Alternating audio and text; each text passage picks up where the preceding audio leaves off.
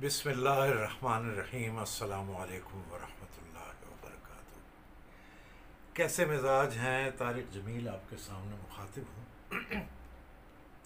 اچھا معاف کیجیے گا، میں یہ سگریٹ بیچ میں لگاؤں گا، آپ مائنڈ نہ کیجیے گا، کیونکہ بات بڑی ذرا اور طرح کی آج میں کرنے لگا ہوں آپ سے، اور میری بات پوری سنیے گا، یہ آپ سے میری درخواست اور استدعا ہے۔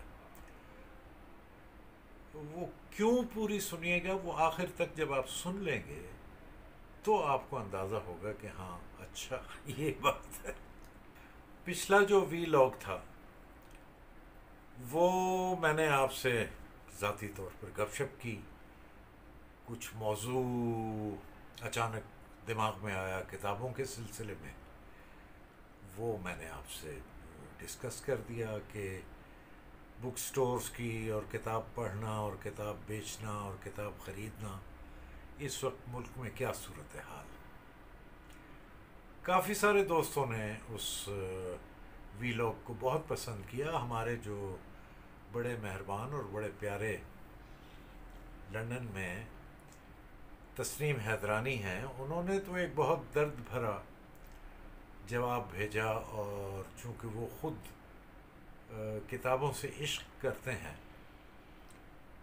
تو ان کو پاکستان کی یہ صورتحال دیکھ کر، اور خاص طور پہ لاہور میں فیروز سنس کے بند ہو جانے پر جو صدمہ ہوا، اس کا اظہار انہوں نے کیا۔ میں تو ان سے کہوں گا کہ آپ اس طرح کی باتیں جو ہیں وہ مجھے اگر ویڈیو بنا کے بھیج دیا کریں تو کم از کم میں آپ ہی کی زبانی آگے اپلوڈ کر دیا کروں۔ اینی ہاؤ، میں ان کو یہ بتانا چاہتا ہوں کہ صرف فیروز سنز ہی نہیں بھائی، یہاں تو کئی بڑی بڑی دکانیں اور سٹورز جو ہیں بند ہو گئے۔ ابھی مجھے پتہ چلا کہ اسلام آباد میں سعید بک ڈپو یا کوئی اس نام سے ایوب مارکیٹ میں 3 منزلہ دکان تھی کتابوں کی، بہت بڑا سٹور، وہ بند ہو گیا۔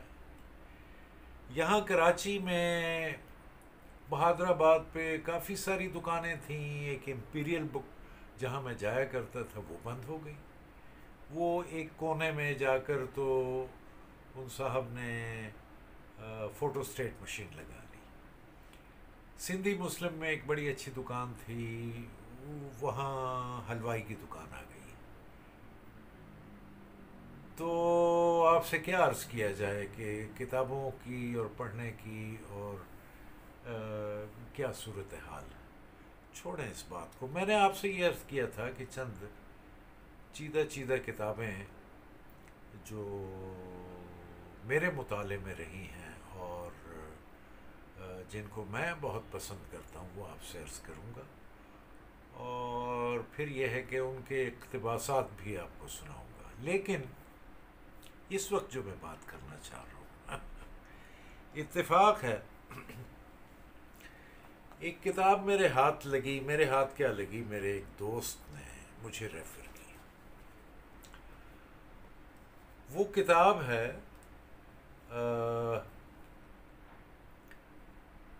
مرحوم آغا ناصر، جو کہ پاکستان ٹیلی ویژن کے بانیوں میں سے ہیں۔ بانی سے مراد یہ کہ اولین افسران میں سے ہیں، ریڈیو پاکستان سے آئے تھے، اور پھر ترقی کرتے کرتے ڈائریکٹر پروگرامز، جب میں نے جوائن کیا تھا پی ٹی وی تو وہ ڈائریکٹر پروگرامز تھے،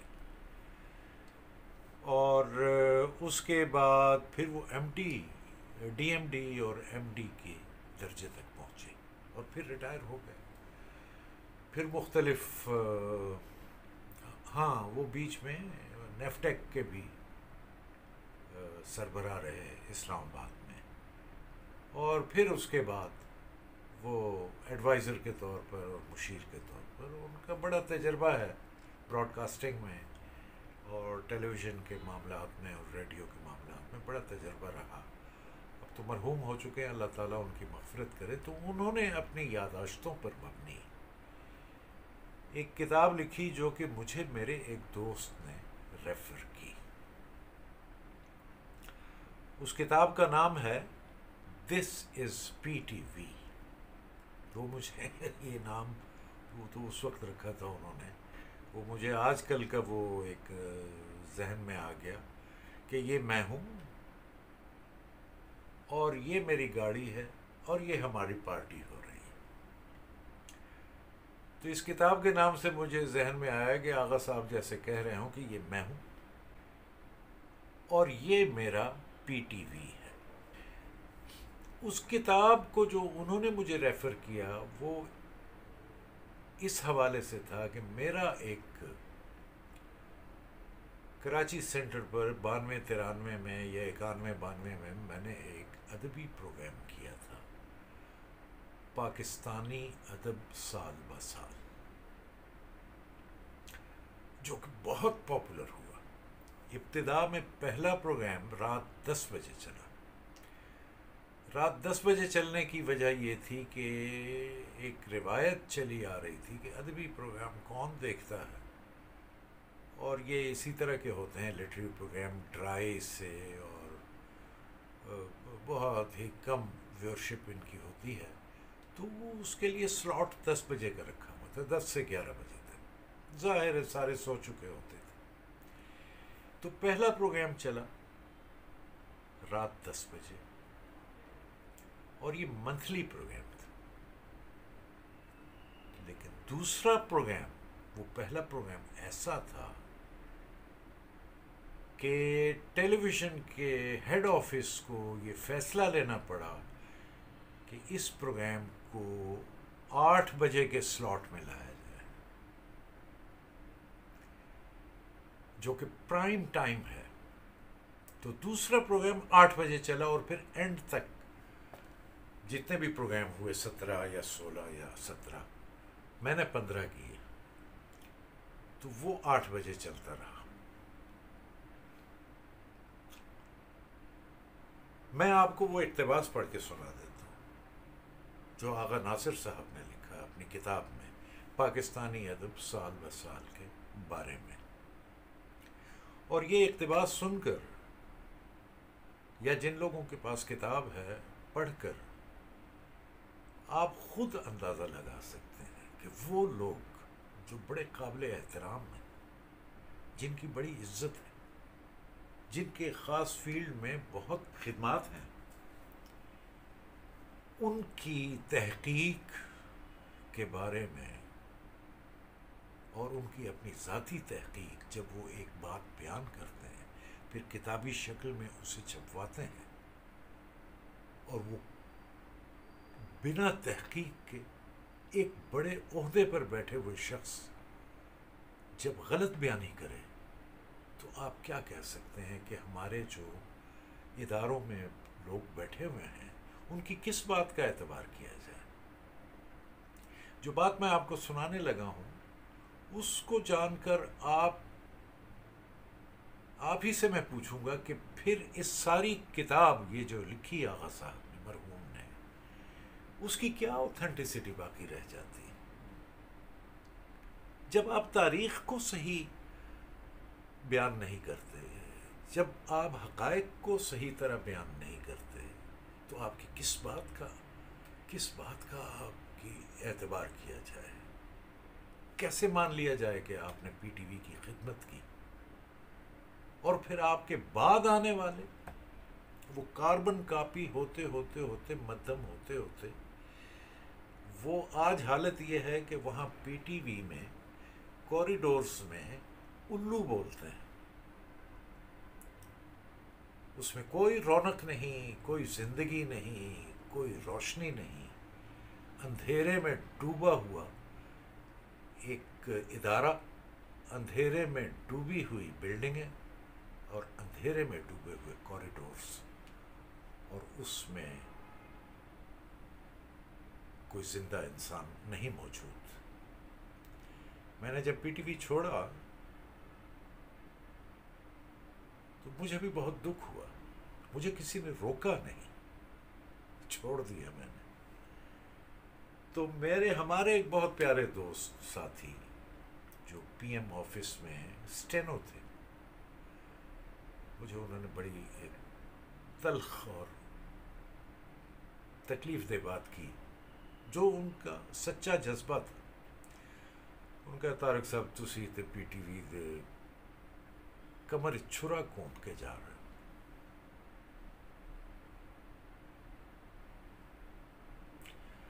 اس معصوم آدمی کو کیا پتا تھا کہ جو نا انصافیاں پی ٹی وی میں ہوئی ہیں، جس طرح میرٹ کو کی دھجیاں اڑائی گئی ہیں، جس طرح ٹیلنٹ کو دبایا گیا ہے، ٹیلنٹ کو ابھرنے نہیں دیا گیا، اس کے نتیجے میں میرا ٹیلی ویژن چھوڑ جانا کوئی چھرا گھونپنے کے برابر نہیں تھا. چھرا گھونپنے والے وہ ہیں جن کے ہاتھوں پہ دستانے چڑھے ہوئے ہیں اور جنہوں نے دستانے پہن رکھے.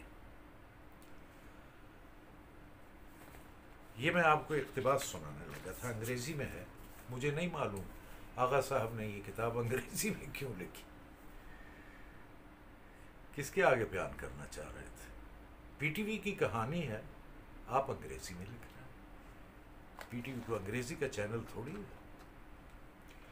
وہ فرماتے ہیں کہ پاکستانی ادب سال بسال، یہ ایک چیپٹر اس میں آیا لٹریری پروگرامز کا، کہ literature refers to works of great imagination whether it is poetry or prose, fiction or research work. A series of 60-minute monthly literary programs was launched in 1992-93. 16 programs were broadcast. میرا خیال ہے 17 ہوئے تھے. Discussing and analyzing literary works by eminent Pakistani writers. Every episode was well conceived, well researched, well presented by Rahat Kazmi, and very well produced by Tajdar Adil. 15 programme میں نے کیے تھے. میرا نام ہے طارق جمیل، اور یہ پروگرام اگر آرکائیوز میں موجود ہیں تو ان کے اینڈ کریڈٹس پر 15 پروگراموں کے اینڈ کریڈٹس پر میرا نام ہے، اور تاجدار صاحب کا نام دور دور تک کہیں نہیں کہ کہیں ریسرچ میں ہی حصہ لیا ہو انہوں نے. آخری 2 پروگرام تاجدار عادل نے کیے اور آخری 2 پروگرام ایسے کیے کہ جب میں نے چھوڑا یا مجھے چھڑوایا گیا تو 16واں پروگرام یا 17واں پروگرام، یعنی میں نے 15 کیے، 16واں پروگرام جب انہوں نے کیا تو آن ایئر جانے کے بعد وہ ظاہر ایک کھلبلی مچی ہوگی کہ یہ کیا ہوا، یہ کیسا پروگرام ہے، یہ پچھلا کیسا تھا اور یہ کیسا ہے. ایک پروگرام اور کرنے کی اجازت دی گئی اور وہ بالکل ہی فلاپ جب ہو گیا تو پروگرام کو بند کر دیا گیا. لیکن آغا صاحب کیا لکھتے ہیں کہ مدبر رضوی صاحب حیات ہیں جو ہمارے اسکرپٹ ایڈیٹر تھے. پی ٹی وی کراچی کے وہ سارے لوگ موجود ہیں. راحت کاظمی صاحب حیات ہیں. ریسرچ میں جو لوگ ہیں، ظفر اکبر اس میں شامل تھے، آج کل اسکرپٹ ایڈیٹر ہیں کراچی کے، وہ موجود ہیں.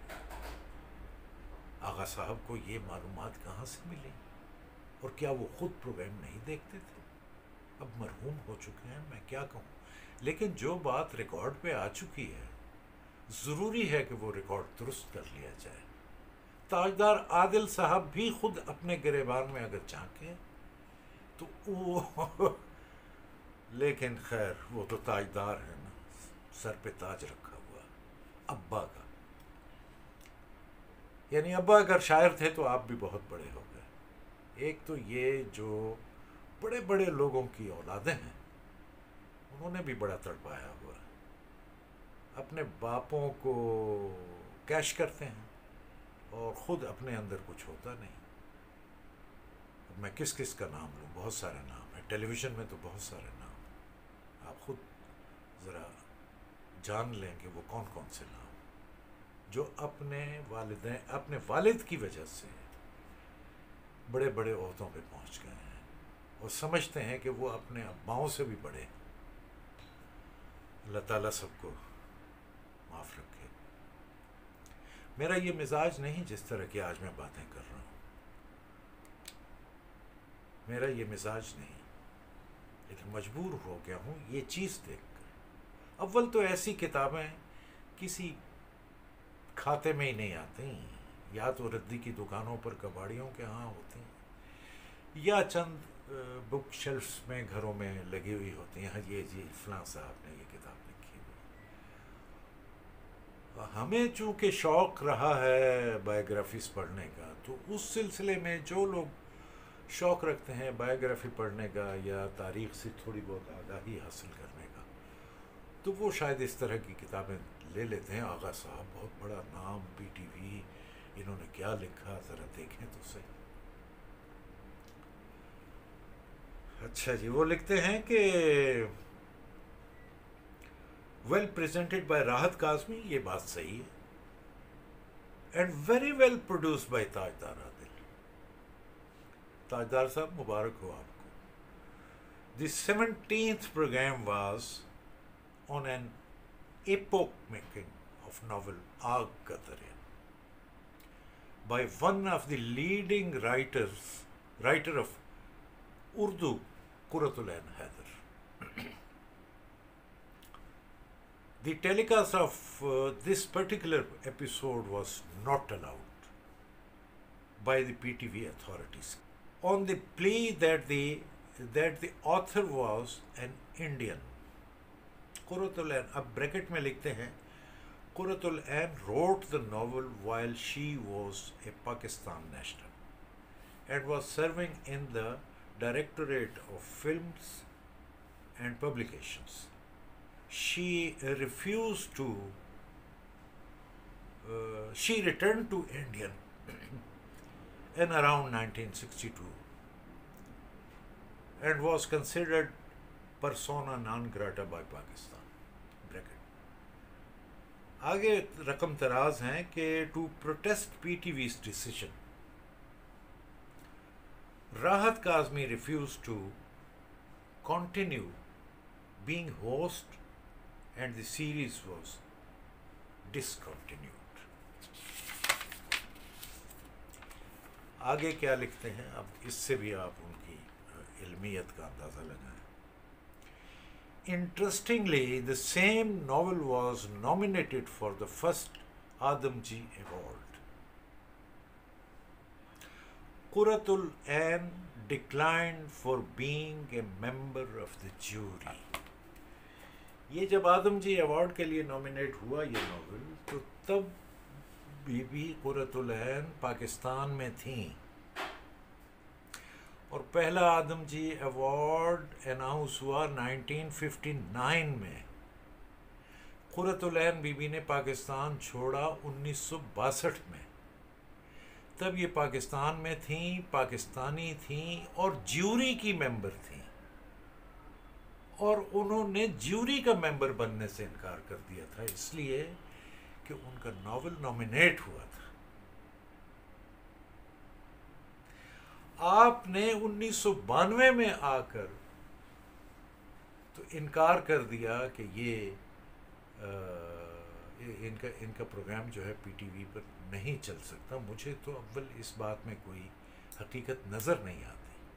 یہ اصل روشنی تو راحت کاظمی صاحب ڈالیں گے کہ کیا انہوں نے اس وجہ سے پروگرام چھوڑا، یا انہوں نے اس کی پروڈکشن ویلیو کم ہونے کی وجہ سے چھوڑا، یا تاجدار عادل صاحب نہیں کر پائے تو چھوڑا۔ تاجدار عادل صاحب کو بھی چاہیے کہ بات واضح کریں، اور میں درخواست کروں گا راحت کاظمی صاحب سے اور دیگر دوستوں سے کہ وہ اصل جو حقیقت ہے وہ سامنے لائیں۔ اس کا کیا نتیجہ نکلا آغا صاحب کی اس تحریر سے کہ جب ایوارڈ سیریمنی ہوئی کوئی 10 سال کے گیپ کے بعد، مجھے یاد نہیں کہ کس سن میں ہوئی یہاں کراچی. میں ان دنوں لاہور تھا اور کراچی بلایا گیا اور یہاں ہوئی بحریہ کمپلیکس میں کارساز پر. میرے 3 پروگرام اس میں میری نامینیشنز تھیں. لٹری پروگرام میں پاکستانی ادب سال بسال، سیریل میں ڈرامہ سیریل آنچ، اور لانگ پلے میں میرا ایک ڈرامہ تھا ہفتہ آسمان. اگر جن دوستوں نے میرے یہ پروگرام دیکھ رکھے ہیں وہ نہیں، چونکہ میری کوئی لابی، یہ سارا کھیل لابی کا ہے. من ترا حاجی بگویم تو مرا ملا بگو. ہم آپ کو حاجی کہیں گے، آپ ہمیں ملا کہیں، یوں چلتا ہے سارا کچھ. اب اس میں بڑے بڑے نام آ جاتے ہیں. تو میں کہہ رہا تھا کہ اس میں پاکستانی ادب سال بسال کا ایوارڈ دے دیا گیا تاجدار عادل کو. آنچ نامینیٹڈ تھا، اس کو کنسیڈر نہیں کیا گیا. مجھے یاد نہیں پڑتا کس سیریل کو دیا گیا وہ ایوارڈ. لانگ پلے کو بھی کنسیڈر نہیں کیا گیا، ہفتہ آسمان کو، اور وہ پتہ نہیں کس کو دے دیا گیا. جن دنوں پاکستانی ادب سال بسال ہوا، ہمارے programs manager M Zaheer Khan صاحب تھے. ان کو بھی اللہ تعالیٰ زندگی دے، حیات ہیں. انہیں بھی چاہیے کہ یہ جو ہے نا، یہ اس کی وضاحت کریں کہ یہ 15-16 پروگرام کس نے کیے تھے. اینی ہاؤ یہ حالت ہے. اب کون سی کتاب کیوں کوئی پڑھے؟ میں نے آپ سے پچھلے پروگرام میں عرض کیا تھا نا کہ ہر وہ پلندہ لکھا ہوا جو چھپ جاتا ہے اور جلد بند ہو جاتا ہے اور بک اسٹال پہ آ جاتا ہے، پڑھنے کے لائق نہیں ہوتا. ان پر اعتبار نہ کیا کیجیے. آج کی اتنی ہی گفتگو، کل پرسوں آگے بڑھائیں گے. پچھلا ویلاگ 5 دن ہو گئے، مجھے جلدی یہ کر لینا چاہیے تھا، لیکن دیر ہو گئی. معافی چاہتا ہوں، اور میں آپ کا شکریہ ادا کرتا ہوں کہ آپ نے اینڈ تک یہ میری بات سنی. اور اس طرح کی بات چیت اچھی لگے تو سبسکرائب کر لیجئے میرے چینل کو، اور اپنی رائے کا اظہار بھی کیجئے کمنٹس میں، اور دوستوں کے ساتھ شیئر کیجئے. بہت شکریہ. اللہ حافظ.